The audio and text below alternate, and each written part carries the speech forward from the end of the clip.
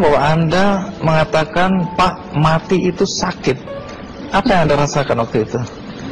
Rasa dada sesak, itu sakitnya tuh seperti ditusuk pedang, terus seperti kulit binatang dikuliti hidup-hidup. Sakit sekali waktu itu rasanya. Sakit sekali. Terus di dada saya terasa sesak.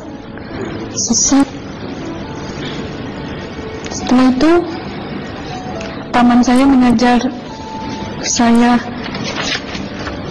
mengucap kalimat thayyibah, terus mengucap doa kalimat syahadat, asyhadu an la ilaha illallah wa asyhadu anna muhammadar rasulullah. Apa betul waktu ruh Anda itu dicabut dari kaki gitu, ya, Anda bisa melihat jasad Anda? Sempat saya melihat jasad saya pada waktu itu, tapi sebentar.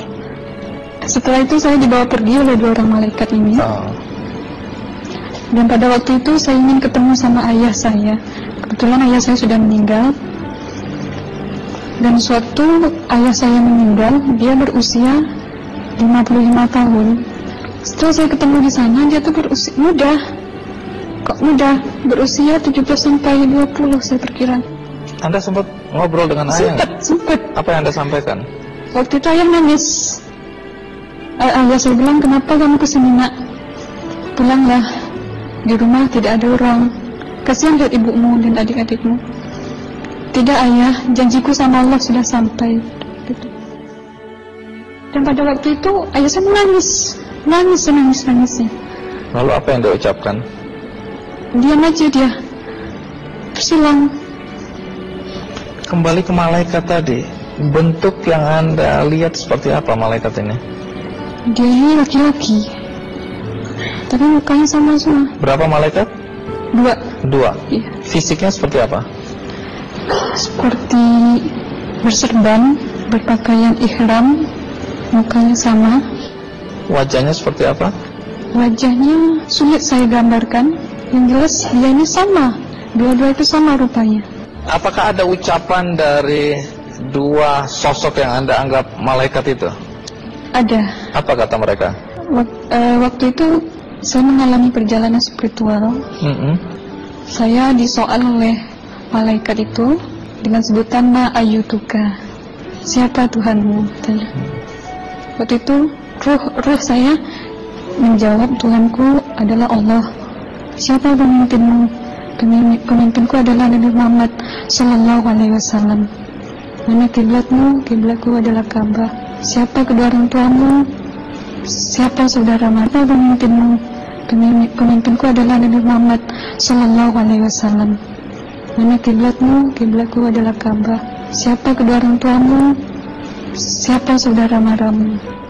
Terus saya diperjalankan. Setelah itu kedua orang malaikat ini memimpin tangan saya, tangan kiri saya, membawa saya ke satu tempat, menduduki saya di sebuah kursi. Pada waktu itu kursinya tuh empuk, mungkin 8 busanya ya, cantik. Terus di sana saya duduk di sebelah kanan saya ada tiba-tiba berwujud seorang perempuan. Dia mengaku Amal. Kamu siapa? Saya, aku adalah amalmu semasa kamu hidup di atas dunia. Dan selama kamu di sini, saya akan menemanimu sampai yaumul akhir, itu katanya. Dan pada waktu itu saya melihat perempuan-perempuan solehah berpakaian muslimah, berkerudung, mencium pipi kanan, pipi kiri. Mungkin salam perkenalan pertama waktu menduduki di situ. Setelah itu saya dihijrahkan lagi, dibawa oleh 2 orang malaikat ini lagi, melihat dosa-dosa besar ya. Di sana saya diperlihatkan ada seorang laki-laki memikul besi di bahunya. Saya perkirakan besi itu mungkin beratnya tuh berton kali ya. Berat sekali ya. Berat sekali. Terus dia berjalan nggak sampai ke tujuannya. Berlumuran darah nanah, baunya na'udzubillah misalnya. Bajunya tuh sobek-sobek. Waktu itu ruh saya disaksikan oleh Amal. Saya tanya kepada Amal, ruh tanya sama Amal, wahai amalku, dosa apakah yang manusia ini lakukan sewaktu ia hidup di atas dunia? Amal menjawab pada waktu itu, Suatu manusia ini di atas dunia, dia ini adalah menyantet orang, menemuh orang, sehingga dia berjalan nggak sampai yaumul akhir katanya. Yang kedua, saya melihat ada seorang laki-laki saling bunuh-membunuh. Sebentar kayak gitu lagi. Suatu manusia ini hidup di atas dunia, dia adalah seorang pembunuh, hingga dia tidak mau bertanggung jawab terhadap orang yang dibunuhnya. Terus yang ketiga, saya melihat ada seorang laki-laki dihujam kemaluannya pakai besi panas, timah panas itu ya, hingga menembus. Waktu itu roh bilang sama amal, wahai amalku, dosa apakah yang manusia ini hidup di atas dunia? Amal waktu itu menjawab, suatu manusia ini hidup di atas dunia, manusia ini adalah seorang perzina. Setelah itu saya melihat ada hingga dia tidak mau bertanggung jawab terhadap orang yang dibunuhnya. Terus yang ketiga, saya melihat ada seorang laki-laki dihujam kemaluannya pakai besi panas, timah panas itu ya, hingga menembus. Waktu itu roh bilang sama amal, wahai amalku, dosa apakah yang manusia ini hidup di atas dunia? Amal waktu itu menjawab, suatu manusia ini hidup di atas dunia, manusia ini adalah seorang perzina. Setelah itu saya melihat ada seorang laki-laki disebati oleh rotan. Rotannya itu menyebati kulitnya tuh hingga lepas daging sama kulitnya. Itu yang mau menjawab, suatu manusia ini hidup di atas dunia, dia ini tidak pernah sholat Islam, hingga waktu matinya pun dia tidak mengucap 2 kali syahadat. Dan pada waktu itu roh sama amal sempat menghafiz Quran pada waktu itu dengan harapan supaya orang manusia yang Allah siksakan ini bisa terampuni dosanya. Jadi masih sempat waktu itu ya? Iya, ruh sama amal yang menghafiz Quran, bertahzim, bersalawat, baca ayat 1000 dinar, membaca Yasin. Tapi sayang, bahkan tambah banyak Allah tidak mengampuni dosa-dosa mereka, sayangnya.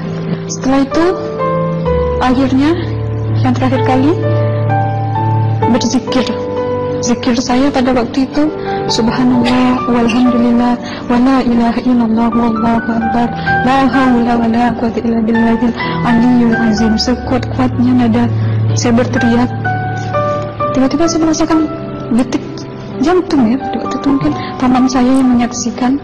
Itu saya koma. Disitulah saudara Anda kembali ke jasad ya? Iya, benar. Jadi banyak sekali Anda menyaksikan kejadian-kejadian di alam sana ya. Nah, menarik karena waktu kami menghubungin Mbak Aslina, pada dasarnya Mbak Aslina keberatan menceritakan kembali kisahnya. Tapi kalau toh akhirnya Anda mau sampai di sini dan Anda sudah bercerita, apa harapan Anda pada orang-orang yang mendengarkan kisah ini? Ya, harapan saya pertama, ya lebih banyak menyambut puasa ya, lebih banyak mendekat diri aja sama Allah, perbanyakkan amalan soleh, perbanyakkan zikir, perbanyakkan sholawat, baca Quran, dan sebagainya. Itu harapan Anda ya? Iya. Baik, terima kasih Mbak Aslina ya, sudah datang dari Bengkalis untuk menceritakan kisah ini.